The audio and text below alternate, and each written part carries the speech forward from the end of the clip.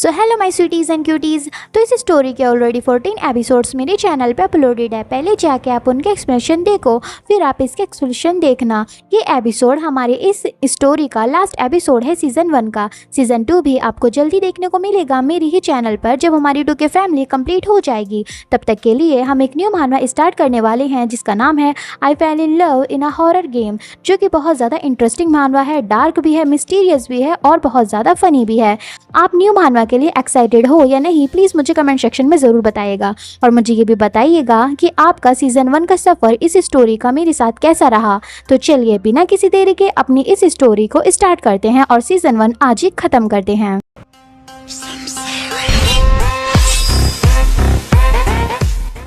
तो एपिसोड की स्टार्टिंग वहीं से होती है जहां एक पर्सन अंदर आते हुए कहता है, अगर तुमने ये करने का पहले ही प्लान कर लिया था तो तुम्हें ये पहले ही कर लेना चाहिए था।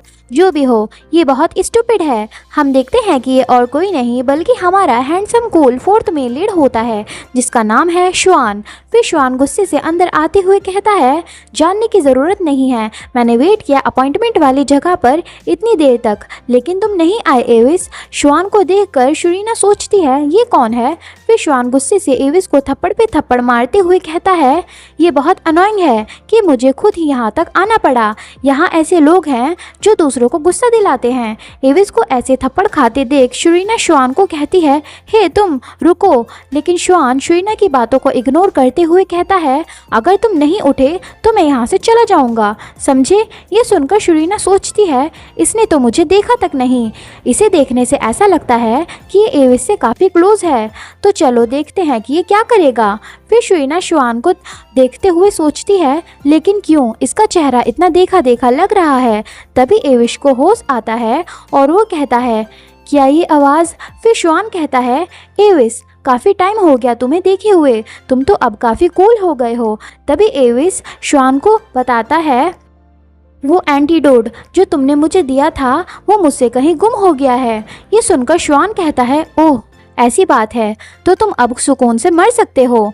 ये श्वान की बात सुनकर शरीना और एविस शॉक होते हैं। श्वान की बात सुनकर शरीना सोचती है, क्या ये सच में क्लोज हैं। इसे देखने से ऐसा लगता है कि इस लड़के की ज़्यादा चलती है। तभी एविस हांफते हुए कहता है, श्वान आओ और मुझे ठीक करो। एविस की बात सुनकर शरीना श्वान की तरफ देखते हुए सोचती है, क्या श्वान।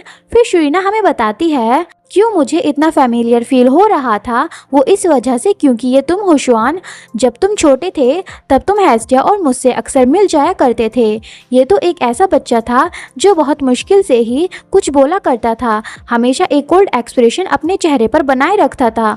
फिर शरीना श्वान को देखते हुए सोचती है, लेकिन अब ये तो बहुत बोलने लगा है और कोल्ड एक्सप्रेशन भी अपने चेहरे पर नहीं रखता, अब ये पहले से काफ़ी बदल गया है। फिर श्वान अपने हाथ एविस के पास लाने लगता है और शरीना सोचती है, और ये ट्रीटमेंट। तभी श्वान अपने हाथ को एविस के टैटू के पास लाता है और हम देखते हैं कि उसके हाथों में से वाइट लाइट निकलने लगती है। फिर श्वान एविस को हील करना शुरू करता है और हम देखते हैं कि हर तरफ वाइट लाइट शाइन करने लगती है। फिर हम देखते हैं कि श्वान पूरे फोकस से एविस को हील कर रहा होता है और वो बहुत हैंडसम और कूल लग रहा होता है, बिल्कुल एक एंजल की तरह। श्वान को इस तरह देख शरीना भी ब्लश करते हुए सोचती है, और ये एंजल जैसी अपीयरेंस बिल्कुल सेम है पहले की तरह। हम देखते हैं कि धीरे धीरे एविस का पॉइजन उसकी बॉडी से बाहर आने लगता है और एविस को भी अब सांस लेने में प्रॉब्लम नहीं हो रही होती और वो हाफना बंद कर देता है। फिर शरीना श्वान को एविस को हील करते हुए देखकर सोचती है, वाह, पॉइजन जो कि एविस की पूरी बॉडी में फैल चुका था वो पलक झपकते ही गायब हो गया।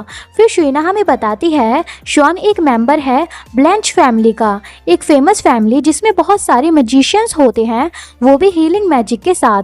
फिर शरीना सोचती है, एंजेलिक अपीयरेंस और हीलिंग पावर्स बहुत सूटेबल है। फिर श्वान कहता है, हो गया, और एविस बिल्कुल ठीक हो जाता है और वो उठता है और शरीना कहती है, एविस क्या तुम ठीक हो। फिर श्वान उठते हुए कहता है, तो क्या अब तुम मुझे वो आइटम दे दोगे जिसका तुमने प्रॉमिस किया था। तो एविस कहता है, क्यों नहीं। Please my sweeties and cuties, आप इस आइटम वाली बात को याद रखना। हमें सीज़न 2 में पता चलेगा कि श्वान ने एविस को किस आइटम के बारे में कहा था। फिर श्वान जाते हुए हेड की बॉडी की तरफ देखते हुए कहता है, जो भी हो अब ये ख़त्म हुआ, बहुत अच्छे, ये कितना डिस्गस्टिंग है। ये श्वान की बात सुनकर शरीना सोचती है तो इसे एविस की सिचुएशन के बारे में पता है, ये दोनों वाकई बहुत क्लोज हैं।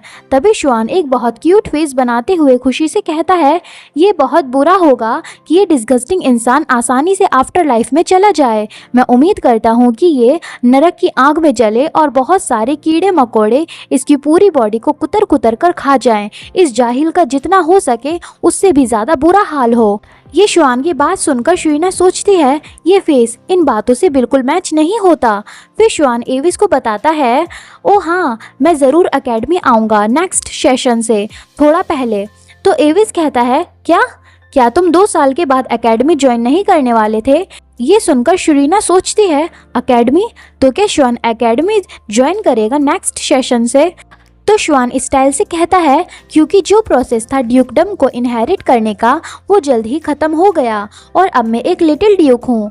फिर श्वान बहुत क्यूट वे में स्माइल करते हुए कहता है, अगर एकेडमी में कुछ खास नहीं हो रहा है तो ऐसा एक्ट मत करना कि तुम मुझे जानते हो, वरना मैं अपसेट हो जाऊँगा। और पता नहीं कहाँ से श्वान के पीछे 2 विंग्स भी आ जाते हैं जिससे श्वान और ज़्यादा क्यूट लगने लगता है। श्वान की बात सुनकर शरीना और एविस को बहुत अजीब लगता है। फिर श्वान स्माइल करते हुए कहता है, और हाँ, एक और बात। तो एविस और शरीना श्वान की तरफ देखते हैं और सोचने लगते हैं कि श्वान अब क्या कहेगा।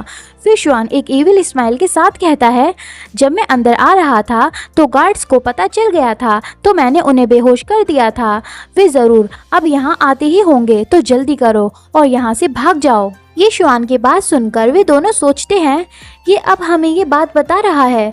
फिर शरीना सोचती है, इसने बस कह दिया और हमारी मदद नहीं करने का फैसला किया, क्या अजीब इंसान है। फिर श्वान जाते हुए कहता है, तो मैं जा रहा हूँ।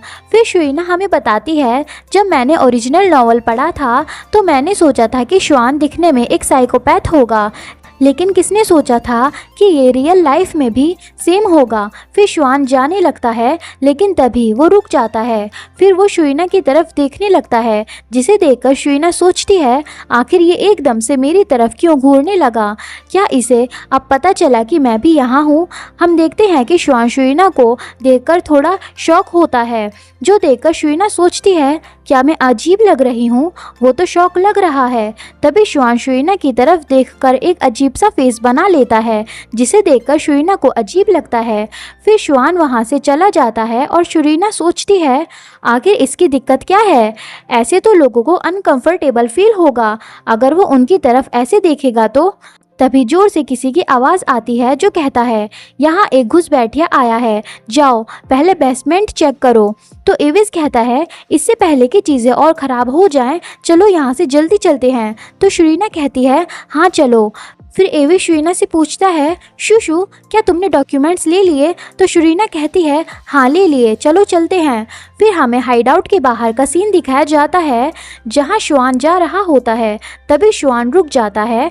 फिर श्वान बड़े स्टाइल से पीछे मुड़ता है और कुछ सोचने लगता है। फिर श्वान कहता है, वो लड़की वहाँ क्यों थी? फिर हमें टाउन का सीन दिखाया जाता है जहाँ बहुत सारे लोग बात कर रहे होते हैं। वे कहते हैं, क्या तुमने न्यूज़ सुनी कि लुनासा मर्चेंट ग्रुप का लीडर मर गया? उन्होंने कहा कि वो बच्चों की तस्करी करता था। ये सच है और रॉयल फैमिली ने इसके खिलाफ सख्त कार्यवाही की है।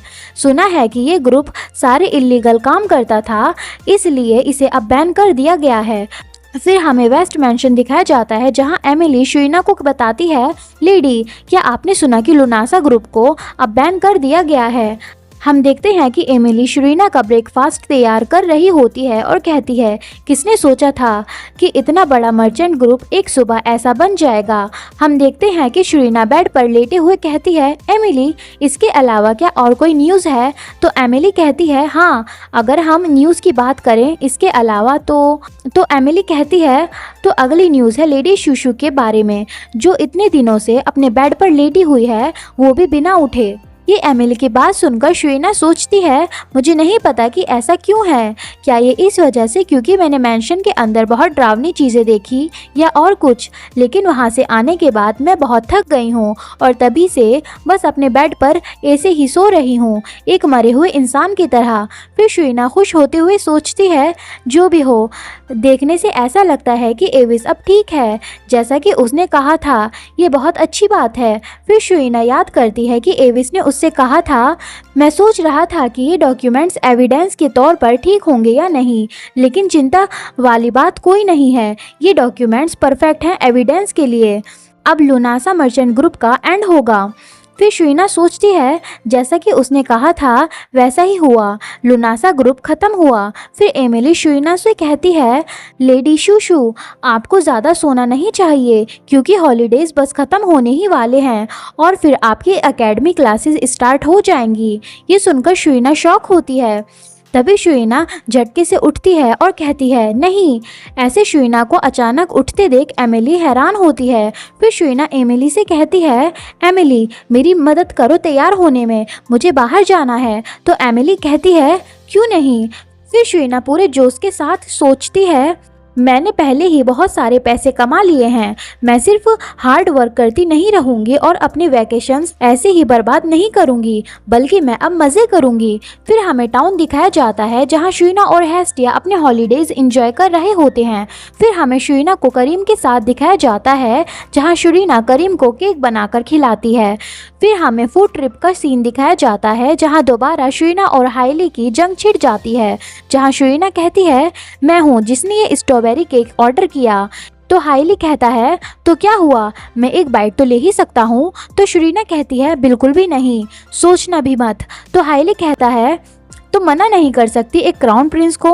और इसी तरह इनका झगड़ा चलता रहता है और कोरी आराम से अपना केक एंजॉय कर रहा होता है। फिर हमें शुइना और हारून का सीन दिखाया जाता है जहां हारून शुइना को हग करना चाहता है, लेकिन शुइना उसे हग नहीं करने देती और उसे दूर रहने को कहती है।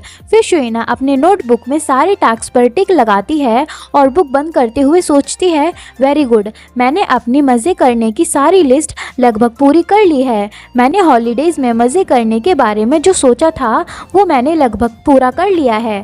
फिर शुइना अपनी बुक को अपने बैग में रखते हुए सोचती है, क्या मैं अब उस इंसान से मिलने जाऊं, क्योंकि उसने मुझे कहा था कि काम ख़त्म होने के बाद मैं थोड़ा टाइम उसके साथ स्पेंड करूं। फिर शुइना कहीं जाने लगती है और जाते हुए सोचती है, एड्रेस तो यहीं कहीं का था। फिर शुइना एक बिल्डिंग के पास आकर कहती है, ये यहाँ है। फिर शुइना डोर नॉक करती है और अंदर से आवाज़ आती है, आ जाओ। तो शुइना सोचती है, उसने नहीं पूछा कि मैं कौन हूँ और उसने ऐसे ही मुझे अंदर आने को कह दिया। फिर शुइना अंदर आते हुए कहती है, एविस, तुम्हें पता था कि मैं आऊँगी। फिर हम देखते हैं कि एविस खुशी से शुइना की तरफ आते हुए कहता है, शूशू, तुम आ गई। ये देखकर शुइना बहुत हैरान होती है। तभी शुइना डोर बंद कर देती है और कहती है, मैंने देख लिया कि तुम बिल्कुल ठीक हो और हेल्दी हो, तो मैं जा रही हूँ। फिर एविस उदास होते हुए कहता है, ठीक है, मैं तुम्हें हग नहीं करूँगा, तो प्लीज़ अंदर आ जाओ। तो शुइना कहती है, सच में नहीं करोगे ना। तो एविस कहता है, हाँ, नहीं करूँगा। फिर शुइना मान जाती है और कहती है, लेकिन तुम्हें कैसे पता चला कि मैं आने वाली हूँ। तो एविस कहता है, क्योंकि मैंने अभी काम करना शुरू नहीं किया है और तुम वो एक लौती इंसान हो जिसे मेरे एड्रेस के बारे में पता है, इसलिए। फिर एविस सलाद खाते हुए कहता है, मैंने अभी काम करना शुरू नहीं किया है, तो मैं एक न्यू कंपनी खोलने के बारे में सोच रहा हूँ या फिर एक न्यू मर्चेंट ग्रुप बनाऊंगा अपने दम पर। फिर एविस देखता है कि शुइना उसकी तरफ घूर रही होती है। तो एविस उससे पूछता है, लेकिन तुम मेरी तरफ ऐसे क्यों घूर रही हो शूशू। तो शुइना कहती है, ये पहली बार है जब मैं तुम्हें सही से खाना खाते हुए देख रही हूँ, इसीलिए। तो एविस कहता है, ओ हाँ, जब से वो इंसान मरा है तब से मैं बहुत फ्री फील कर रहा हूँ, इसीलिए। फिर एविस सोचता है, अब मैं उन सभी परेशानियों से आज़ाद हूँ, उन सभी चेनों से जिन्होंने मुझे बांधा हुआ था, और ये टैटू भी अब मुझे ज़्यादा परेशानी नहीं देता उस घिनौने इंसान के मरने के बाद। फिर एविस कहता है, मुझे नहीं पता कि ये किस वजह से हुआ, लेकिन जिन चेन्स ने मुझे बांधा हुआ था उनके हटने के बाद मेरी भूख दोबारा शुरू हो गई है और अब मैं अच्छे से खा पाता हूँ। तो शुइना कहती है, ये कितनी अच्छी बात है। फिर एविस भी बहुत प्यारी सी स्माइल करता है। फिर एविस शुइना से कहता है, लेकिन जो फूड का अमाउंट है वो अभी भी वैसा ही है और मेरा पेट भर गया है, तो प्लीज़ ये सारा खाना तुम खा लो शुशु। ये सुनकर शुइना एविस पर चिल्लाते हुए कहती है, तो तुम्हें कम खाना ऑर्डर करना चाहिए था। फिर शुइना गुस्से से सारा खाना जल्दी जल्दी खाने लगती है और सोचती है, ये सारी डिशेस बहुत महंगी हैं, कितनी बुरी बात है कि ये वेस्ट हो जाएंगी, मुझे इन्हें खाना होगा। और हमारी शुशु बहुत क्यूट वे में उन्हें खाने लगती है। फिर एविस कहता है, शुशु, तो शुइना कहती है, हाँ बोलो। फिर एविस बहुत प्यार से कहता है, शुशु क्या तुम मुझे हक कर सकती हो। ये सुनकर शुइना शॉक होती है और उसके मुंह से सारा जूस निकल जाता है और एविस को पता होता है कि ऐसा ही कुछ होने वाला है। तो वो पहले ही ट्रे को खुद के सामने रख लेता है और सारा जूस उसके मुंह पर नहीं गिरता और वो बच जाता है। फिर शुइना अपना मुंह साफ करते हुए कहती है, भले ही मैंने प्रॉमिस किया था कि मैं तुमसे मिलने आती रहूंगी, लेकिन ये फिर भी बहुत ऑकवर्ड है, समझे। तो एविस मुंह बनाते हुए कहता है, नहीं ये तो बहुत बुरी बात है कि शुशु मुझे हक नहीं कर सकती। तो शुइना कहती है, अगर तुम हक करना चाहते हो तो किसी और को ढूंढ लो, समझे। तो एविस कहता है, मैं सिर्फ तुम्हें हक करना चाहता हूँ, तुम बहुत क्यूट हो, एक पपी की तरह। तो शुइना कहती है, तो फिर तुम एक डॉग क्यों नहीं खरीद लेते। तो एविस बहुत खुशी से कहता है, अगर तुम ये ना कहती तो भी मैं ऐसा ही करता और मैं उस डॉगी का नाम शुशु रखता। ये सुनकर शुइना गुस्से से कहती है, बिल्कुल भी नहीं, तुम मेरा नाम उस डॉगी को क्यों दोगे। फिर शुइना एविस पर गुस्सा करते हुए कहती है, अगर उस डॉग ने पॉटी की तो तुम उसे कहोगे, शुशु वहाँ पॉटी मत करो, तो तुम ये बिल्कुल नहीं करोगे, समझे। तो एविस मुंह बनाते हुए कहता है, तुम मुझे खुद को हक नहीं करने देती, तो मुझे ऐसा ही करना होगा। फिर शुइना गुस्से से कहती है, नहीं मैं ही क्यों, आखिर मैं तुम्हें खुद को हक करने क्यों दूँ। क्या हो अगर मुझे कोई प्यार करने वाला ना मिले इसकी वजह से, हाँ। और वो सोचती है, शांत हो जाओ शुशु, उसे मत मारना। तो ये सुनकर एविस कहता है, तो तुम किसी और को प्यार मत करना। ये सुनकर शुइना गुस्से से कहती है, पर क्यों। फिर एविस कहता है, एक नॉबल लेडी शादी करने के बाद ज़्यादातर चीज़ें नहीं कर पाती, अगर तुमने शादी की तो तुम भी ज़्यादातर चीज़ें नहीं कर पाओगी और ऐसे तुम्हारा टैलेंट वेस्ट हो जाएगा। तो शुइना कहती है, लेकिन एविस को इसकी इतनी चिंता क्यों है, मेरे जैसे टैलेंटेड लोग ये खुद ही संभाल सकते हैं, तुम्हें नहीं लगता। तो एविस टेबल पर हाथ पटकते हुए कहता है, अगर ऐसी बात है तो तुम्हें किसी को शो ऑफ करने के लिए रखना होगा और कम से कम उसे ड्रैगन जितना तो स्ट्रांग होना ही चाहिए। ये सुनकर तो शुइना सोचती है, आखिर ये दिन बर दिन इतना जिद्दी और पागल क्यों होता जा रहा है। फिर शुइना कहती है, ड्रैगन्स तो एग्जिस्ट ही नहीं करते। तो एविस कहता है, तो फिर कभी भी किसी को प्यार भी मत करना। तो शुइना कहती है, एविस अब मजाक करना बंद करो, मैं घर जा रही हूँ। तभी शुइना वहाँ से चली जाती है और एविस कहता है, तुम घर जा रही हो, प्लीज़ मत जाओ। और शुइना बाहर से ही कहती है, प्लीज़ अपना ख्याल रखना। फिर शुइना वहाँ से निकल जाती है। फिर वो सोचती है, पता नहीं क्यों लेकिन एविस हारून की तरह बनता जा रहा है, जैसे वो हमेशा हक करने को कहता रहता है। फिर शुइना खुश होते हुए सोचती है, लेकिन एविस अब बिल्कुल ठीक हो गया है। फिर शुइना आसमान की तरफ देखकर सोचती है, अब सब ठीक हो गया है, इसकी वजह से मुझे बहुत फ्री फील हो रहा है। तभी शुइना की ट्रांसमीटर से आवाज़ आती है और वो सोचती है, ये तो ट्रांसमीटर की आवाज़ है, किसने मुझे कॉल की। फिर शुइना ट्रांसमीटर से कहती है, हेलो कोरी। तो कोरी कहता है, चलो आज फायरवर्क्स देखने चलते हैं। तो शुइना खुश होती हुई कहती है, ठीक है मैं आ जाऊंगी, मेरा इंतज़ार करना। फिर शुइना हेस्टिया को लेने जाती है और सोचती है, एविस के साथ रिवेंज लेने के बाद मैंने सोचा कि मैं अपना टाइम एंजॉय कर सकती हूँ एक स्टूडेंट होने के तौर पर। जो भी हो, मुझे भी मरने से डर लगता है। फिर शुइना और हेस्टिया साथ में कोरी और हाइली के पास आती हैं फायरवर्क्स देखने के लिए। फिर वे सब कोरी के फ्लाइंग कारपेट पर बैठते हैं ताकि वे ऊपर से फायरवर्क्स देख सकें। फिर वे सभी उस कारपेट पर बैठकर उड़ने लगते हैं और हेस्टिया डर रही होती है, इसीलिए वो शुइना को कस के पकड़ती है। फिर वे ऊपर से हवा में फायरवर्क्स एंजॉय करते हैं और शुइना सोचती है, एविस के अकॉर्डिंग मैं अभी भी छोटी हूँ, तो मुझे अपनी लाइफ और इन्जॉय करनी चाहिए अपने फ्रेंड्स और फैमिली के साथ। और वे सभी सारे फायरवर्क्स को देखकर बहुत खुश होते हैं और इन्जॉय कर रहे होते हैं और एक हैप्पी मोमेंट्स क्रिएट कर लेते हैं। और शीना बहुत खुश होते हुए सोच रही होती है, मैं चाहती हूँ कि मैं इसी तरह सुकून से सबके साथ एंजॉय करूँ जब तक कुछ बुरा नहीं होता। काश सब इसी तरह चलता रहे। फिर हमें इस सीज़न का लास्ट सीन दिखाया जाता है। हमें एकेडमी दिखाई जाती है जहाँ सभी बच्चे अपने न्यू सेशन के लिए आ जाते हैं क्योंकि अब हॉलीडेज ख़त्म हो चुके होते हैं और न्यू सेमेस्टर स्टार्ट हो गया होता है। फिर हमें हाइली और कोरी दिखाए जाते हैं जहाँ हाइली हंसते हुए कहता है, ये क्या है, तुम तो अब भी वैसी की वैसी हो, छोटी सी। फिर हेस्टे हाइली पर गुस्सा करते हुए कहती है, हे आखिर तुम शूशु को ऐसे टीज क्यों कर रहे हो। और शीना बहुत हैरान वहीं हेस्टे के पास खड़ी होती है। फिर शीना हाइली, कोरी और हेस्टे को देखकर सोचती है, क्यों मैं ही क्यों अकेली हूँ जो बिल्कुल भी बदली नहीं इन हॉलीडेज़ में। और हेस्टिया हाइली से कहती है, भले ही शूशु की हाइट छोटी रह गई लेकिन फिर भी हमारी शूशु अभी पहले की तरह कूल है, समझे। फिर शीना देखती है कि हाइली और कोरी कितने लंबे हो गए हैं इन हॉलीडेज़ में और वो अब भी वैसी की वैसी ही है। ये देखकर शीना के आंसू आ जाते हैं और वो सोचती है, ये इतना गलत क्यों है, आखिर मेरी ग्रोथ क्यों नहीं हुई, मैं तो इतना खाती थी। फिर शीना रोते हुए सोचती है, मैं ऐसी अपीयरेंस कभी भी नहीं चाहती थी, अब मैं क्या करूं, अब सब मेरा मजाक उड़ाएंगे, नहीं नहीं। और इसी हंसी मजाक के साथ हमारा सीज़न 1 का सफ़र यहीं ख़त्म होता है।